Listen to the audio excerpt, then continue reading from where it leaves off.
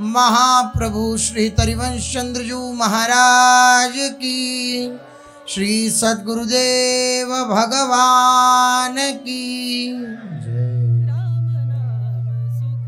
रसघन मोहन मूर्ति ठाकुर श्री राधा वल्लभ लाल जू, अनंतानंत सखियों की प्राण सजीवन मुरी श्री लाडली जू एवं इन युगल स्वरूपों को हृदय में नित्य नवीन रूप से दुलार करने वाले श्री सद्गुरुदेव भगवान के श्री चरणों में दंडवत प्रणाम है।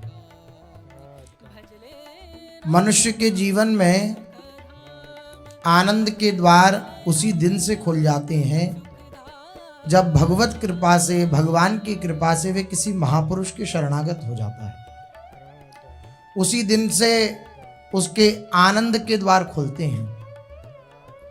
उसी दिन से वह उत्साहित रहता है, वह आनंदित रहता है, निश्चिंत रहता है और किसी भी प्रकार की कोई परवाह उसके जीवन में नहीं रह जाती जिस दिन से वे किसी महापुरुष की शरणागत हो जाता है। जैसे ही छोटा सा बालक अपने माता पिता के पोषण में, अपने माता पिता के आश्रय में, उनके बल पर निश्चिंत रहता है, ऐसी वे शिष्य उपासक जो किसी महापुरुष के शरणागत हो गया है वो निश्चिंत हो जाता है, बेपरवाह हो जाता है।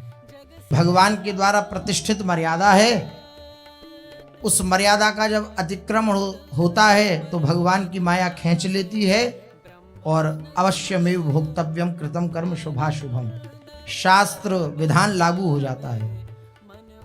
लेकिन जब महापुरुष जन किसी को स्वीकार कर लेते हैं तो शास्त्र विधान को भी न देख करके भगवान केवल महापुरुष के संबंध को देख करके उस शिष्य पर, उस उपासक पर, उस शरणागत पर दुलार करते हैं, विशेष दुलार करते हैं। क्यों? क्योंकि ये महापुरुष के शरणागत हो गया। भगवान के दरबार में शर्त है। क्या शर्त है? तजी मद मोह कपट छल नाना करहूं सद्यति साधु समान। भगवान के दरबार में शर्त है कि मद मोह मत्सर आदि का त्याग करके आए तो मुझसे सद्य साधु बना देता हूं। ये भगवान के दरबार में शर्त है। लेकिन महापुरुष के दरबार में ये भी शर्त नहीं, बेशर्त है। महापुरुष का जो दरबार है वे बेशर्त है। भगवान को तो अवतार लेकर के भगवत गीता कहनी पड़ी 18 अध्यायों में, लेकिन महापुरुष का वह समस्त शास्त्रों का निचोड़ एक शब्द जो उनके शरणागत हो जाता है, उनके हृदय की ग्रंथि को खोल देता है। ये महापुरुष का प्रताप है। भगवान को तो मेहनत करनी पड़ती है और फिर भगवान ने कह दिया मानो न मानो तो फिर भोगना। लेकिन महापुरुष जन बलात् उस उपासक का कल्याण करके ही छोड़ते हैं जिसको उन्होंने स्वीकार कर लिया है। कल कह रहे थे पूज्य महाराज जी, हम जब तक नहीं जाएंगे जब तक तुम सबको निकुंज नहीं पहुंचा देंगे, जब तक नहीं जाएंगे। अगर तुम्हारा जन्म होगा तो हमारा भी जन्म होगा। ये कोई साधक की बात हो सकती है क्या? ये प्रभाव।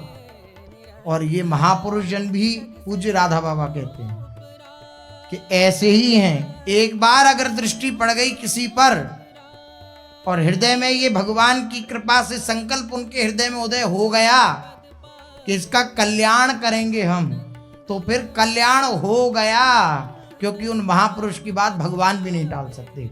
और ये ऐसा महापुरुषों का ये शब्द बाण होता है कि इस बीमारी को कोई इलाज भी नहीं है।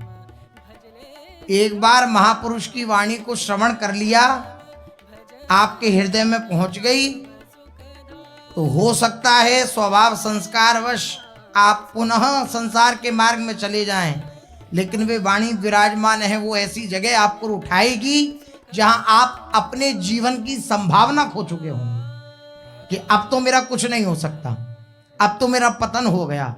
वहां वो वाणी आपको उठा देगी। ये महापुरुष का प्रताप है, महापुरुष की वाणी का प्रताप है। भगवान तो सर्वत्र हैं, सब जगह हैं, और अनंत काल हो गया, भगवान की वाणी निःसृत हुए, लेकिन फिर भी जीवों का तभी कल्याण हुआ जब वे किसी महापुरुष की शरण में गया। सीधा सीधा पानी अगर दे दिया जाए तो पेट खराब होने के चांसेस हैं, लेकिन फिल्टर लगा के दिया जाए तो स्वस्थता रहती है। इसी प्रकार सीधी सीधी भगवान की वाणी समझने की कोशिश करेंगे, समझ में नहीं आ सकती है, लेकिन महापुरुषों का जब फिल्टर लगता है तब वो कहते हैं कि इस बात का ये रहस्य है, तब जब वह हृदयंगम होती है तब कार्य करती है, तब उस बात का रहस्य क्षण भर में समझ में आ जाता है महापुरुष की वाणी के प्रभाव से। महापुरुष क्या नहीं कर सकते। आचार्य चरण श्री श्याम चरण दास जी महाराज, इन्हीं की शिष्या श्री सहजोबाई, इनके विवाह का समय आया। सहजोबाई जी की विवाह होने को था, विवाह हुआ भी। उसके बाद जब जाने लगी विवाह के बाद, तो श्याम चरण दास जी महाराज ने बस एक शब्द कहा।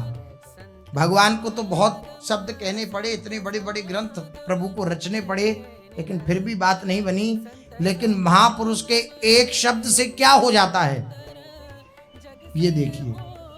सहजोबाई जी जाने लगी, प्रणाम किया, श्याम चरण दास जी को गुरुदेव हैं, प्रणाम किया और प्रणाम करके आज्ञा लेने लगी कि आपकी क्या आज्ञा है।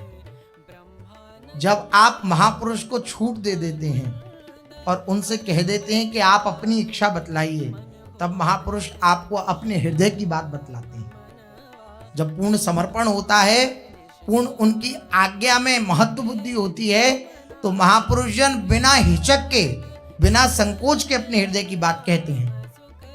श्री श्याम चरण दास जी महाराज जैसे ही देखा कि सहजोबाई आज्ञा मांग रही है तो तुरंत बोल उठे, जाना है रहना नहीं, जाना है रहना नहीं, मरना बिसुआ बीस, सहजो तनिक सुहाग पे, तनिका हे गुथायो शीस, सहजो तनिक सुहाग पे, तनिका। तो हेलो दोस्तों, कैसे हो आप सभी लोग? अरे जाना है, करना कुछ नहीं, वीडियो को लाइक करके चैनल को सब्सक्राइब कर देना और कमेंट में एक प्यारा सा राधे राधे राधे नाम लिख के जरूर जाना। मिलते हैं नेक्स्ट